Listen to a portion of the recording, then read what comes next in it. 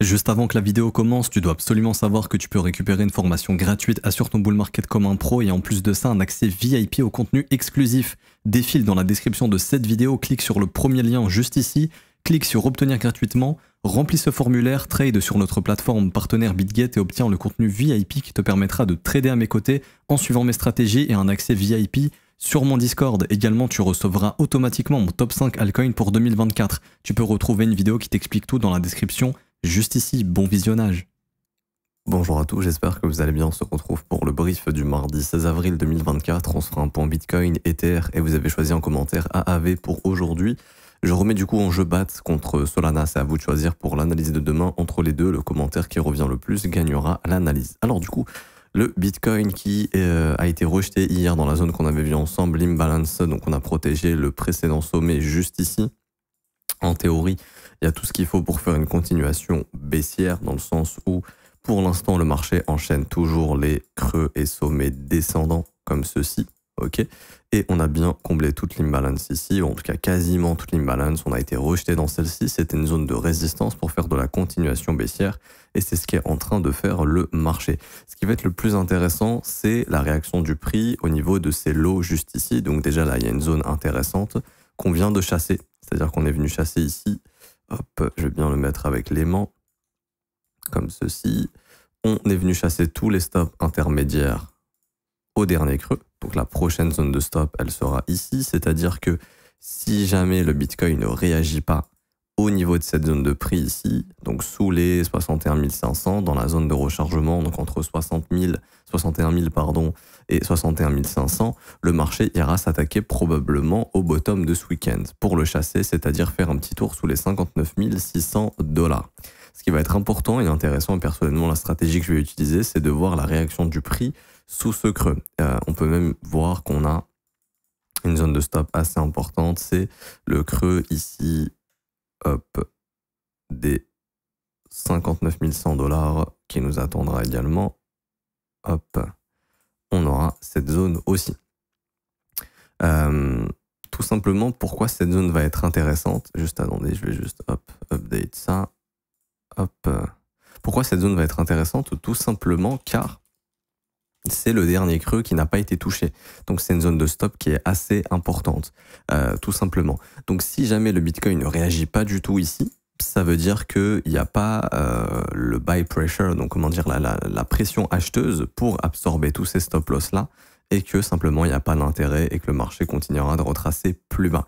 Donc ma stratégie aujourd'hui, ça va être de voir justement en cas de déviation de ces stop loss, donc c'est-à-dire sous les 59 600 et sous les 59 100 $, qu'on ait de la force, c'est-à-dire que grosso modo, que le marché trouve de l'intérêt à repousser le prix, qu'on ait de l'absorption si on y vient ici, et qu'on ait des rebonds qui indiquent qu'on a des acheteurs qui sont intéressés pour acheter ces stops ici. Si par la suite le marché fait mumuse un peu dans cette zone, mais qu'à chaque fois qu'on revient tester les lots, je vois de la force, donc c'est exactement ce qui s'est passé ici par exemple, là, quand on commence à voir ici des mèches, des rebonds, des mèches, des rebonds, des mèches, des rebonds, des mèches, des rebonds, on voit ici qu'il y a de l'absorption, il y a des gens qui sont intéressés pour acheter ici. Et tout naturellement, le prix ensuite va dans l'autre sens. C'est exactement la même chose, tout simplement. Et en fait, moi, c'est ce que j'appelle simplement des réintégrations de creux. Et ça, c'est un indicateur, enfin, c'est un signal au niveau du momentum. Donc, le momentum, c'est la force du mouvement. Ça m'indique que la force du mouvement est en train de s'estomper. Non pas que c'est bon, on pose un bottom définitivement, etc. Mais que le marché va aller s'attaquer probablement à des zones de stop évidentes pour distribuer les positions qui sont déclenchées. C'est-à-dire que ici, si on a, pareil, ici, on a un beau rejet, mais ça tient pas. On a ici un beau rejet, ça tient pas, mais qu'on toujours on rebondit sous les derniers lots. Ça m'invite à penser qu'il y a des gens qui se positionnent sur ces creux et qu'ils vont devoir redistribuer ces achats quelque part. Et donc les zones évidentes ensuite, c'est au-dessus des 68 000 et puis au-dessus des 71 400. En revanche, si jamais il n'y a pas de signe de force, c'est-à-dire que là, cette zone par exemple ne tient pas. Donc là pour l'instant on a eu un petit rebond. Bon, intéressant, on verra ce qui se passe dans la journée. Il faut savoir qu'hier la pression vendeuse a commencé pendant la session US. Le marché américain a ouvert, bam, on s'est mangé une big bougie rouge. Il y a beaucoup de pression vendeuse sur les assets à risque, c'est normal.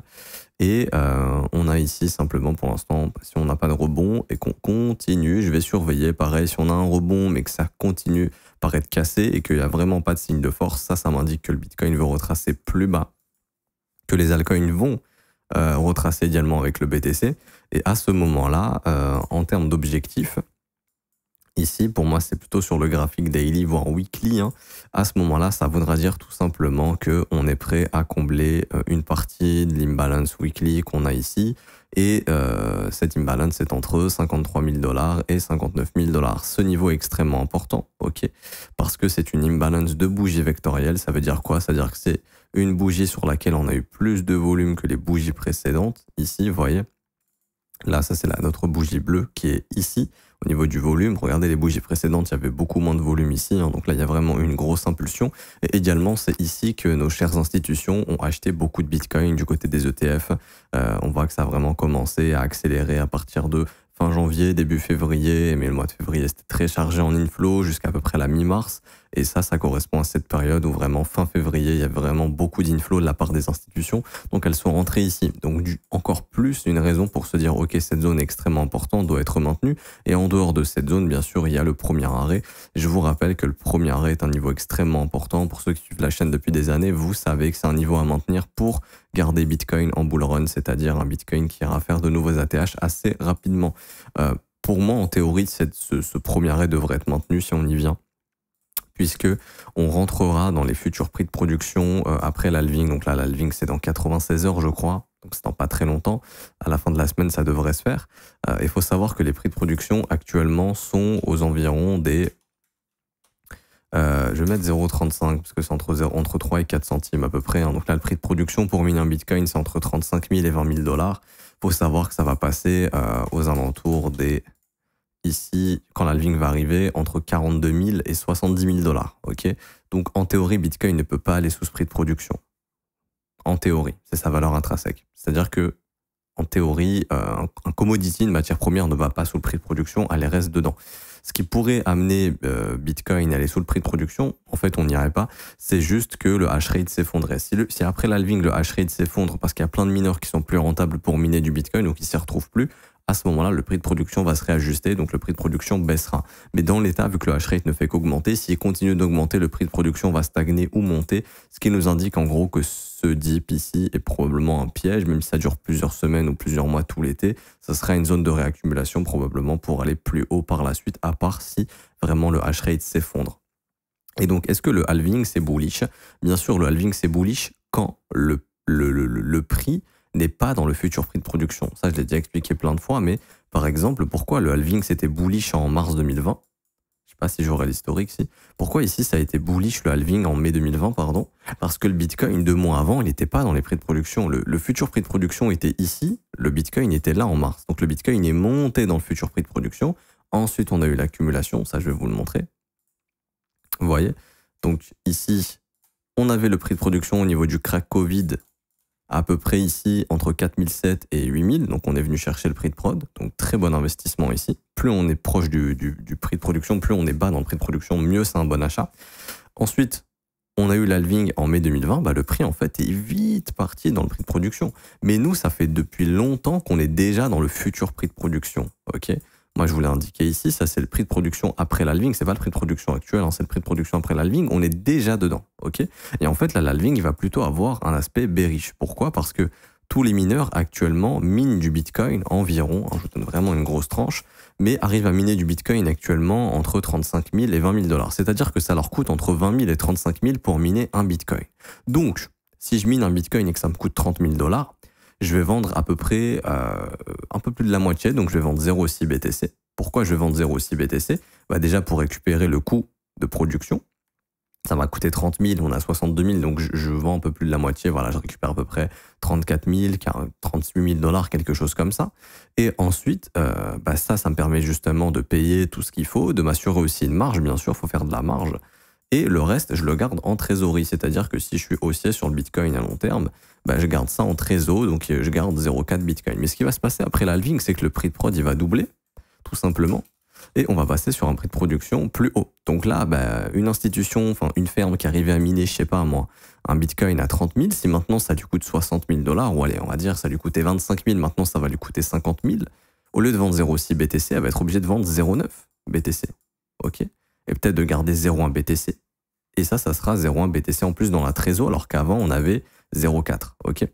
Et en fait, ce qui va se passer, c'est que la pression vendeuse va augmenter. Et donc, quand on superpose les inflows des ETF Bitcoin, et quand on superpose la pression vendeuse de la part des mineurs, on se rend compte qu'en fait, on est en train d'avoir un changement entre l'offre et la demande. Normalement, techniquement, l'offre est en train de reprendre le dessus sur la demande. C'est pour ça que les prix pourraient baisser. Et donc ici, je vous ai mis justement les inflows, les net flows, pardon, des ETF Bitcoin. Et donc, je vais essayer de vous mettre un peu au niveau de la date. Hein. Ici, hop, donc là, à peu près, il faudrait que ça corresponde à mars. Hop, c'est un peu galère sur TradingView, mais bon, on va réussir, vous inquiétez pas. Hop, c'était plutôt en avril.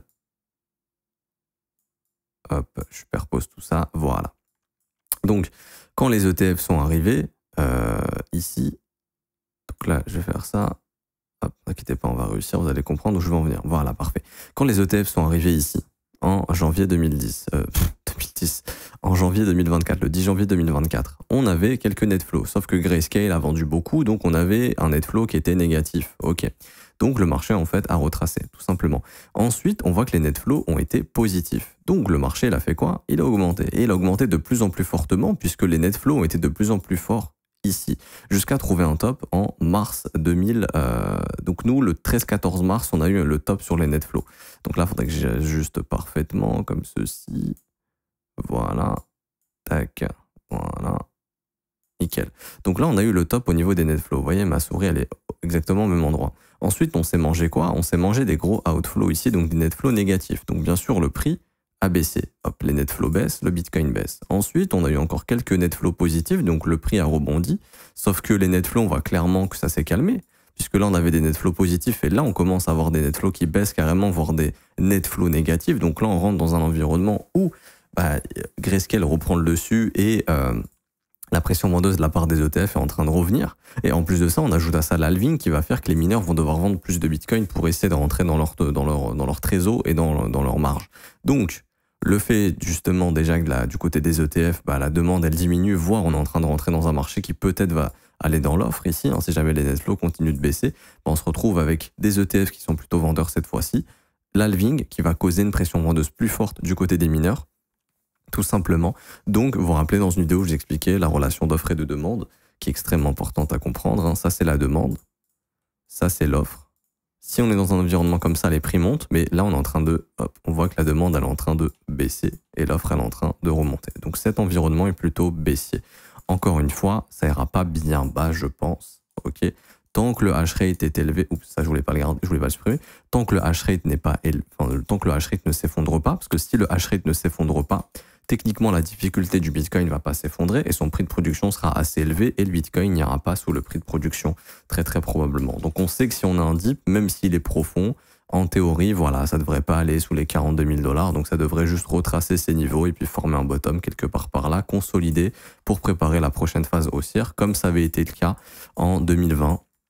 Quand on a eu l'halving, ou simplement on a eu une grosse accumulation du prix dans le prix de production avant de s'en extirper et là d'avoir un gros bull run. Donc c'est un peu le scénario que je me donne actuellement, où oui, ça peut retracer, ok, des niveaux évidents, comme je viens de vous le montrer, pour moi c'est les imbalance weekly, premier arrêt, etc. etc.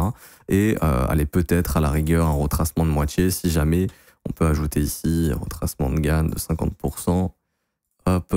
Donc allez, on va dire entre 44 et 52 000 $ si vraiment ça retrace beaucoup, mais je pense pas que ça ira bien plus bas que ça, car on a tout simplement le prix de production qui est à ces endroits-là. Ok. Donc voilà, je voulais vous expliquer ça. Ok. Et rappelez-vous que ça va être important de surveiller la réaction du prix. Une fois qu'on va sauter ce lot ici des 59 000 $, si on retrouve beaucoup de force, ça serait bien d'avoir déviation, réintégration du range ici, on reprend ça en support. Et là, il y aurait tout ce qu'il faut pour repartir au nord et foutre beaucoup de pression sur les résistances ici et aller chasser l'ATH. Par contre, si on casse ici et qu'il n'y a pas de réintégration et qu'il n'y a pas de force, là, va falloir s'attendre à un Bitcoin qui va se diriger probablement vers son premier arrêt à 51 000 $. Ok. Pas plus de choses à dire pour ma part sur le Bitcoin. On peut switcher sur Ethereum rapidement. Ici, alors ETH qui est venu tester son premier arrêt déjà. Pareil, il faut maintenir le premier arrêt. Si ça cède, prochain objectif, c'est le retracement de moitié. D'un point de vue weekly, directement, je vois que si le premier arrêt cède, moi je vois que c'est ces zones ici qui vont être intéressantes. Hein. Hop, les attaques baissières qui ont échoué au niveau de ces imbalances, au niveau du retracement de moitié, donc entre 2005 et à peu près 2200 $. Ce seraient les objectifs pour Ethereum pour moi, c'est le premier arrêt cède ici, pour venir en fait combler ces imbalances et revenir tester le dernier ici bloc un baissier avant l'impulsion haussière. On voit que les vendeurs ont essayé de retourner le marché, ils n'ont pas réussi, ils se sont fait piéger, on a eu l'impulsion haussière, donc cette zone est hyper importante ici. Ce serait cohérent d'avoir un Ethereum qui vient tester cette zone et qui développe un bottom proche de cette zone si vraiment on perd le premier arrêt ici. Pas plus de choses à dire pour Ethereum d'un point de vue daily. En weekly, le graphique il devient un peu moche. Quand vous commencez à avoir des M-top weekly comme ça, c'est-à-dire que le marché il est proche de consolider pendant quelques temps, voire de retracer. Donc c'est pas demain la veille qu'on aura un nouvel ATH. Potentiellement, quand je parle de nouvel ATH, c'est direction les 4800 $. Donc ça va mettre du temps. En fait, là on est dans une phase de retracement jusqu'à ce qu'on trouve un bottom et que le prix puisse repartir dans quelque chose d'haussier. Donc ça va mettre du temps. Enfin, ça peut mettre plusieurs semaines avant que ça se déclenche. Et également, Ethereum qui a peu de chances d'avoir son ETF au mois de mai tout de suite, peut-être que ça arrivera plus tard. Donc, pas maintenant non plus qu'on ait des gros inflows sur Ethereum. Maintenant, pensez long terme et dites-vous que même si on retrace beaucoup, imaginons, on revient en zone de rechargement entre 1500 et 2100 $, j'en sais rien, ça sera une zone d'achat exceptionnelle, ok? Puisque n'oubliez pas qu'on a des ETF qui arriveront en 2024 ou en 2025 et les institutions vont acheter de l'Ethereum. Très probablement. Donc, si jamais ces prix sont proposés, c'est pas le moment de se faire dessus, c'est le moment de se positionner en amont d'ETF. Bon, on verra bien déjà si le premier arrêt cède ou pas. Pas plus de choses ici à dire pour moi en daily. Je vais venir en horaire, c'est exactement comme Bitcoin, c'est-à-dire que hier, on a réussi quand même à sauter l'imbalance, mais malheureusement, on n'est pas venu chercher les stops. Donc là, je regarde en H4 et je vois qu'en H4, en fait, on n'a pas réussi à sauter l'imbalance H4. On s'est fait rejeter. Imbalance haussière transformée en imbalance baissière, c'est pas du tout bullish. C'est une grosse résistance qu'on est en train de former ici. Si on la casse, ça sera bullish, mais pour l'instant, on n'a pas réussi. Ce qui est positif, c'est qu'on continue d'accumuler des stop loss au-dessus des 3316 $. Donc on ira les chercher tôt ou tard. Maintenant, le marché peut être chaud pour essayer justement d'aller récupérer les stops qui s'accumulent sous le dernier plus bas de ce week-end, avant peut-être d'aller s'attaquer au stop au nord. Moi, je vois ça comme un range en fait entre le plus bas de ce week-end, le plus haut de lundi, et à un moment donné, il y a un des deux creux ou sommets qui vont se faire chasser pour prendre une direction opposée. Ce qui serait le mieux, bien sûr, c'est de faire ça et retrouver de la force pour repartir dans l'autre sens. Si on revient ici, qu'on chasse juste les stops et qu'on se fait rejeter, bon bah là, il y aurait tout ce qu'il faut pour faire une continuation baissière. Ça serait pas du tout le meilleur scénario de chasser au-dessus des 3300 $, de reperdre de la force ici. Bon, il y aurait tout pour ensuite aller liquider, vous voyez, tous les creux qu'on est en train d'accumuler et tous les stops qu'on accumule sous les 2800 $. Donc, vous voyez ça comme un range, honnêtement, personnellement, c'est ce que je vois actuellement sur Ethereum, entre 2780 et 3274 $. Et également, on peut mettre une petite zone de rechargement qui est toujours une zone intéressante. Après des grosses baisses comme ça, ça arrive souvent que le prix revienne en zone de rechargement pour essayer de former un double bottom et essayer de se retourner. Si dans la zone de rechargement, on trouve zéro signal de force, bon bah attendez-vous à ce qu'on aille probablement récupérer les stops au moins sous 2858 et après peut-être sous les 2792 $. Pas plus de choses à dire pour moi sur Ethereum, que ce soit en horaire ou en H4. Et je surveille beaucoup moi ETH BTC personnellement, puisque vous vous souvenez, on en a parlé, on a sauté les stops de 2024 ici, on s'y attendait, c'était le plus bas de 2024, sauf que pour l'instant, il n'y a pas de signal aussi en fait. Ce qui serait vraiment bullish, c'est de réussir à péter l'imbalance baissière ici, retrouver de la force, qui indiquerait vraiment que là, il y a de la force depuis qu'on a chassé les stops, mais pour l'instant, il n'y a rien en fait. Ok, il y a un rebond, c'est cool. Maintenant, il faudrait essayer de former un double bottom ici pour vraiment retrouver de la force, sachant qu'on a cassé le dernier sommet ici, plutôt intéressant. Là, ce qui est en train de nous faire le prix, c'est bien le fait d'avoir cassé ce sommet. Ce qu'il faudrait faire, tout simplement, c'est trouver un creux ascendant dans la zone de rechargement, idéalement, hop, au niveau ici de cette dernière attaque baissière qui a échoué. Là, ce serait plutôt cool. Si on n'arrive à rien trouver ici, c'est-à-dire grosso modo dans les 0047, 0047, si on trouve vraiment pas de force ici, à ce moment-là, c'est continuation baissière et en fait, ETH BTC continuera de sous-performer le Bitcoin. Enfin, ETH continuera de sous-performer le Bitcoin et on ira chercher simplement le gros morceau d'imbalance que vous voyez ici entre 0,04 et 0,045. Donc, ce sera continuation baissière vers cet objectif et je dirais même jusqu'en zone de rechargement à 0,043 et du coup, ETH continuera malheureusement de dumper face au Bitcoin et Ethereum continuera d'être plus faible. Si ETH USDT casse son premier arrêt à ce moment-là, nul doute que Ethereum retrouvera de la faiblesse face au Bitcoin et que ETH BTC dumpera. Ok, super important de bien surveiller le premier arrêt ici. Et si Ethereum perd son premier arrêt, attendez-vous à ce qu'on ait une poursuite baissière sur les altcoins. Ok, pas plus de choses à dire et donc on peut finir avec AAV. Alors AAV pour moi grosse consolidation, je pense qu'on est dans une grosse zone d'accumulation. Maintenant ce qui a été fait ici malheureusement c'est pas top, faut surtout pas faire ça et ça a été fait. Je vous explique tout de suite, en gros au sein de la consolidation tous les stops étaient au-dessus de ce sommet ici. On est venu chasser tous les sommets, ok. On a été rejeté dans l'imbalance ici en mensuel. Et donc c'est ce qu'on appelle déviation, on prend les stops, on réintègre le range, c'est vraiment pas positif ce qui a été fait. Ici le fait d'avoir dévié et réintégré c'est pas positif. Et donc ça indique que le prix va rester dans le range. Et ce qui pourrait arriver, c'est la chose suivante. Juste avant, je vous mets ici hop, la petite déviation. Parce que c'est vrai que c'est hyper important ça de l'avoir bien en visu. Et tout simplement, en fait, on est dans une zone de bottom potentiel. C'est-à-dire que ici, en weekly, on avait tous les stops qui étaient en train de s'accumuler sous cette mèche ici, là, sous les 75. On est venu les chasser ce week-end pendant justement le gros mouvement baissier. On a également la zone de rechargement depuis le bottom jusqu'au top. Ok, donc là on est dans la zone parfaite pour essayer de former un bottom. Ici, tac, je vous mets ça. Je vous retire ça également. On a l'imbalance ici, vous voyez, bougie vectorielle, c'est une zone très importante. Si AAV ne bottom pas ici, donc si AAV n'arrive pas à bottom autour des 66 $, c'est-à-dire que là on n'arrive pas à bottom et à repartir dans l'autre sens, on va rentrer dans un scénario wake-off, c'est-à-dire ici, tous les creux qu'on accumule depuis 2022 vont se faire chasser. Très probablement, et ça serait pas bullish. Donc là, on a le creux de 2022. C'est le plus bas de 2022. Ensuite, ici, on a le plus bas de 2023. Hop. Et donc, ces yearly low, ici, ces plus bas annuels sont d'excellents points de liquidité pour avoir une phase finale de capitulation sous ces creux. Et une fois qu'on aura ça, c'est un peu comme Link, hein, pour ceux qui se souviennent.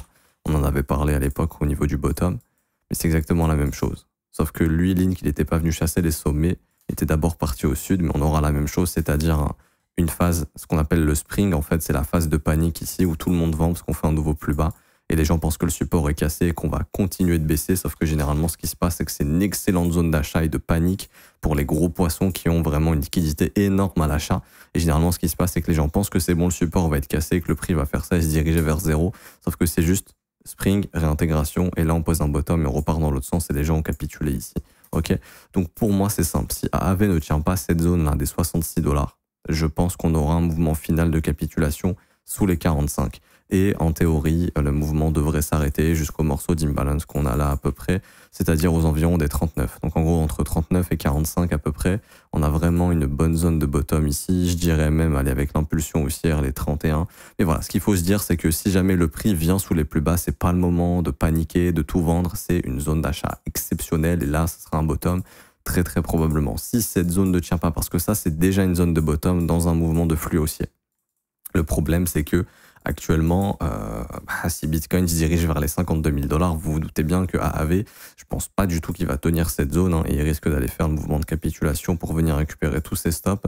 Et en fait, on risque d'avoir un pic de volume énorme ici, où les gens capituleront très probablement. Ça peut être accompagné par du FUD, ça sera probablement le cas. J'ai fait une vidéo sur ça il y a peut-être 6 mois au VIP, où je leur expliquais justement que généralement sur des grosses zones comme ça, c'est toujours accompagné par du FUD. Ça peut être un FUD autour du marché crypto, ça peut être du FUD comme on a eu récemment, enfin des événements macro, type un Black Swan, etc.